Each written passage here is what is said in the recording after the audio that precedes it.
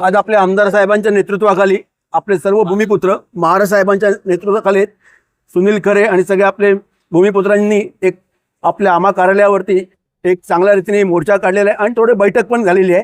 मी जे बाईट दिली होती ती एका संभ्रमातून दिलेली होती बाईट, तर त्याबद्दल मी सर्व माझ्या भूमिपुत्रांची माफी मागतो। जे झालं ते झालं, आपल्याला एकत्र येण्यासाठी आपण काय पुढचे कामं घेतोय, भूमिपुत्रांना त्यांचे अधिकार मिळाले पाहिजे, हक्क मिळाले पाहिजेत, हे आपण ठरवले आणि त्याच्यासाठी पुढचे कदम ते आपण आमदार साहेब, महाराज साहेब आणि सर्वांचे एकत्र येऊन आपण पूर्ण करूया। तायडेंनी जी बाईट दिली त्या बाईटमुळे आमची स्थानिकांनी एवढं आम्ही सहकार्य केल्यानंतर सुद्धा कुठेतरी आमची मान त्या ठिकाणी खाली झालेली आहे।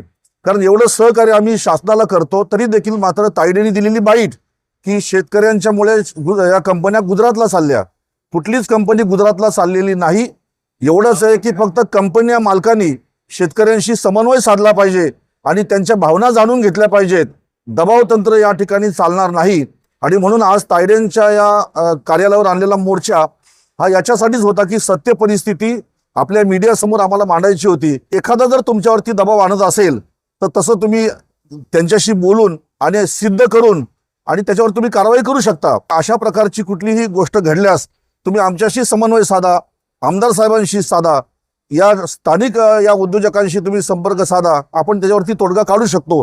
पण कुठलाही आपण चर्चा न करता आपण थेट त्यांच्यावरती जे आरोप करताय की आपल्या कंपन्या गुजरातला चाललेल्या आहेत, तर कुठंतरी या आम्ही समाजात प्रतिष्ठित व्यक्तिमत्व असल्यामुळे आमच्या माना कुठेतरी खाली गेलेल्या आहेत असं आम्हाला या ठिकाणी वाटतं।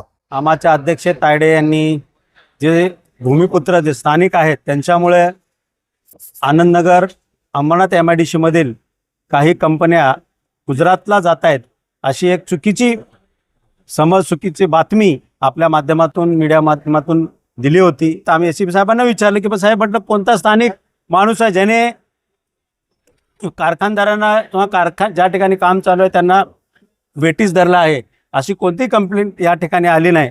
मग अशी चुकीची स्टेटमेंट दिली, त्याचा जाब विचारण्यासाठी या ठिकाणी येऊन त्यांना विचारलं SCP साहेबांच्या आणि सिनियर PI साहेबांच्या समोर, तर त्यांनी सांगितलं की तसं काही नाही आहे, माझ्याकडून झालेली ही चूक आहे। त्यांनी मान्य केली। ज्यांच्या वडिलोपार्जित 100, 25, 30 एकर जमीन आज या ठिकाणी गेलेली आहे, आज ते भूमिहीन झालेले आहेत।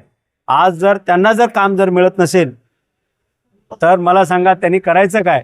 कारखानदारांना माझी हात जोडून विनंती आहे सर्वांना की बाबा तुम्ही भूमिपुत्राशिवाय दुसऱ्याला काम देऊ नका, कारण का त्यांचा हक्क त्यांना मिळणं खूप गरजेचं आहे।